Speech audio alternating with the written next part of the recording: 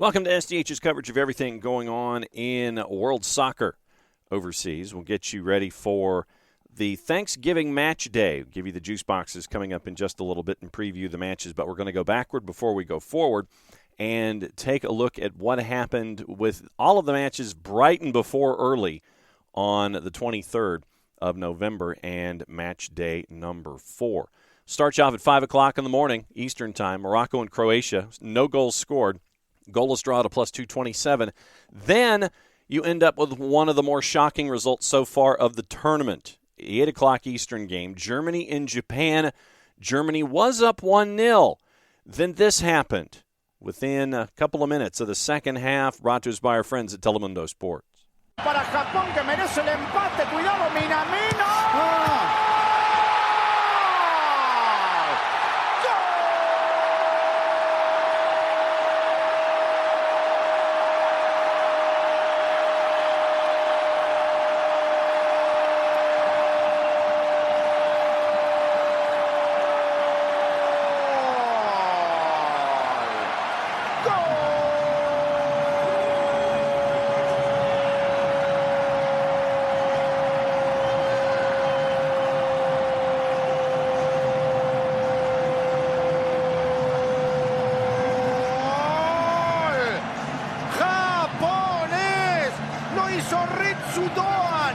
Camiseta número 8, presionaba, atacaba, buscaba, merecía y lo consigue Japón. Acaba de empatar 1-1 sobre Alemania, Mauro. Sí, estamos diciendo que Alemania jugaba con Aquí viene Japón y está cuidado.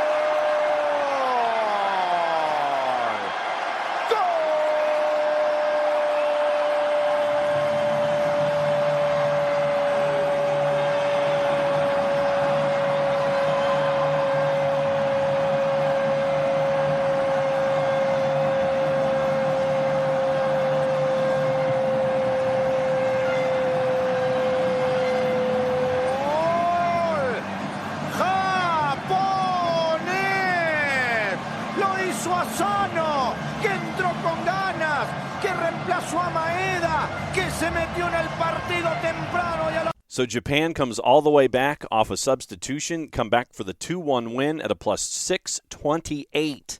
Then another shock result, but for a different reason. Spain and Costa Rica, a lot of folks were looking at Keylor Navas, the keeper for the Los Ticos, and understanding that perhaps he could be one that could hold things back as everyone was going to try and score on the Costa Ricans in the group stage. Spain was their first opponent.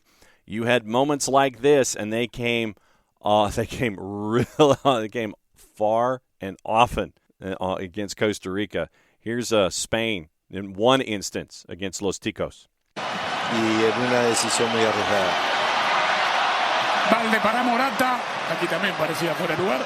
Morata para Gavi.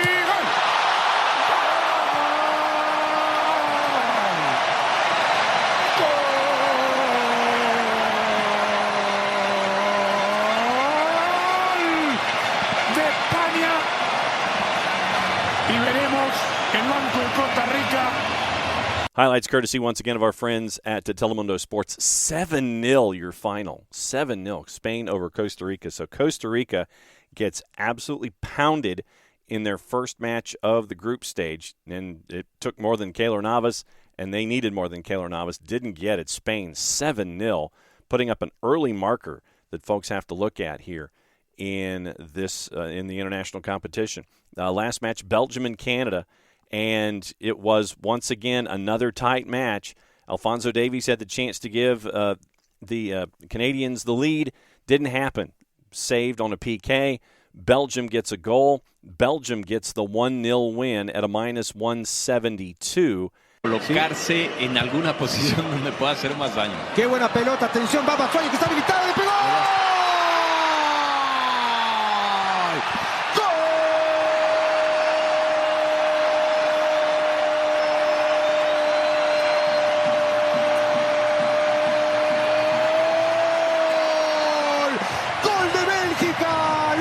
Batshuayi, un pelotazo de la nada, salió bien habilitado el delantero del Fenerbahce. Catching up with the two head coaches after the match, here's John Herdman, courtesy of our friends at Canada Soccer, and Roberto Martinez, who caught up with Jeff Shreves, courtesy of our friends at Fox Sport. John Herdman, probably the best performance in Canadian football history, but you've cruelly come away with no points. Your reaction to that one? Yeah, I mean, a good performance from the team. Really proud. I think the fans in the stadium can go away feeling like we're a football country. They brought their energy for 90 minutes. It felt like we were the home team, proper football crowd, and I'm really proud of the lads, but at the end of the day, you know, we need to get points, and we go into this Croatia game with a bit of fire in our bellies now.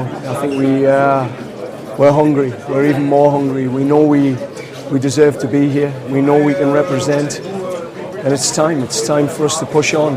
Next task, next game.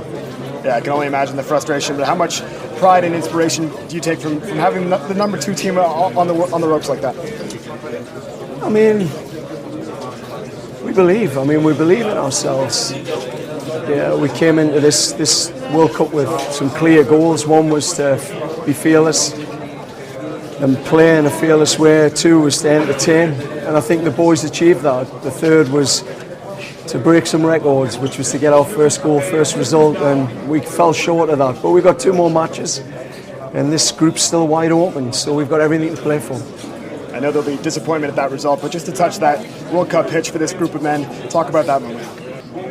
Well, I think it's the biggest moment of many of them's lives, you know, for the team, you know, everyone, the staff, the players, the organisation. It's the biggest moment of our lives as a football nation. So, you know, it's hard to say, but I think what I did see is those boys, when they touched the field, they showed up. They didn't let the occasion take over. They were disciplined, courageous, and represented. It may not have been a vintage performance from Belgium, but of course the most important thing is a win. Am I right, Roberto? In the group phase, yes, it is. Of course, you're right. I think Canada were better than us. They played their game. We allowed them to play their game with a lot of breakages, with a lot of space, using their physicality. We couldn't play through their line of pressure. They were very brave. They took a lot of risks. And we had to find another way to win the game, which, as a coach, it gives you a great platform to build. When you can win games without playing well, is a huge strength. And at this point, we welcome the win because it's a great opportunity to carry on building in a World Cup that you got a format of 5 days to prepare the first game, and the next 3 days are going to be essential. What was wrong? What weren't you doing that you wanted to? Well, I think you need to give credit to Canada. Canada took real risk. They wanted to press really high. They opened the pitch with a lot of numbers, and we didn't play that through that line of pressure. And that created a momentum. We couldn't keep the ball long enough. We used that space in behind, and we scored a fantastic goal from open play that is down to the quality and because of the risk that Canada were taking, and is the balance. If you can keep a clean sheet, and then you need to highlight that Thibaut Courtois in the key moment of a penalty, he saves a penalty is because everyone was accountable and everyone had to find an extra desire, an extra intensity, an extra ingredient to win a game and defend like men without playing our normal football. Other than the win itself, what are the positives that you take into the next game from this? Many, because it's always easy to look from the outside. We're a team that we need to play well to win, and today we won without playing well. And in a World Cup, nobody gives you anything by coincidence. We had to score a goal, we had to defend well, we had to keep a clean sheet, and that's why we won. So that's a very important step. The next step is that the substitutes that they came on, they look fully focused, they knew exactly what they were doing, and they make an impact for us. And in this tournament, you need to be a 26 list of players that they are ready to perform. So from that point of view, I enjoyed that the players weren't happy with their own performance. I enjoyed that they care. I enjoyed that they show that we're here because it matters. And those are elements that they are essential for a good team to build in order to play well. Thanks, Roberto. Pleasure. Thank you. So now your standings after match day 4, going into the activity in Group E and Group F. Spain and Japan lead Group E, but once again, it's on goal difference. Japan at a +1, Spain obviously at a +7. Germany right now losing their first match. They are in third in Group E at a -1, and obviously Los Ticos, Costa Rica, giving up 7, not scoring 1. They are in a deep hole in Group E. Group F, Belgium, the only team to get a win and the only team to score a goal. Belgium with the 1-0 win, 3 points on the board. Croatia, Morocco with their goalless draw. Canada with their 1-0 loss. They are at the bottom of Group F. And getting into your juice boxes for Thanksgiving Day, match day number 5, 5 o'clock Eastern time in the morning, Switzerland and Cameroon. Switzerland a favorite at a -133. Your draw is a +256. Cameroon is a +432. 8 o'clock Uruguay and South Korea. Uruguay's at a -141 going up against Jeonmin Son, and the South Koreans at a +260 for your draw. South Korea is a +462 to win. 11 o'clock, Portugal and Ghana. It'll be an interesting dynamic to see how the Portuguese side works their magic together with all of their talented players. Portugal's a -227. Your draw is a +359. Ghana right now is just under +700. 2 o'clock, Brazil and Serbia. Brazil is a -213. And your draw is a +366, and the composite, courtesy of our friends at Odds Portal, Serbia, is a +622. And when you look at some of the early word coming out of the Canadian camp, and it was interesting to hear and to see what John Herdman said as he's trying to get the team prepared for their second match. Interesting also that Kevin De Bruyne, who was given player of the match, and you get the bow tie shaped trophy from the beer sponsor that isn't getting all of their beer consumed there in the host country. Quote, "No, I don't think I played a great game. I don't know why I got the trophy. Maybe it's because of my name," end quote. So you had that going for Kevin De Bruyne. And just a quick note, Romelu Lukaku has a left thigh injury, could possibly miss the entire group stage.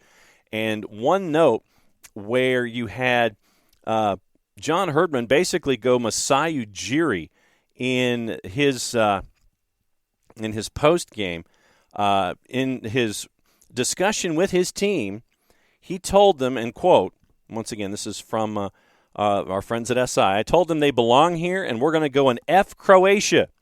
It's as simple as it gets." And if you saw the video from the Spider Cam, John Herdman was pretty much trying to display to his team that either they had grapefruits or they had to summon them in this second match, and they were going to continue to show who they were as a team.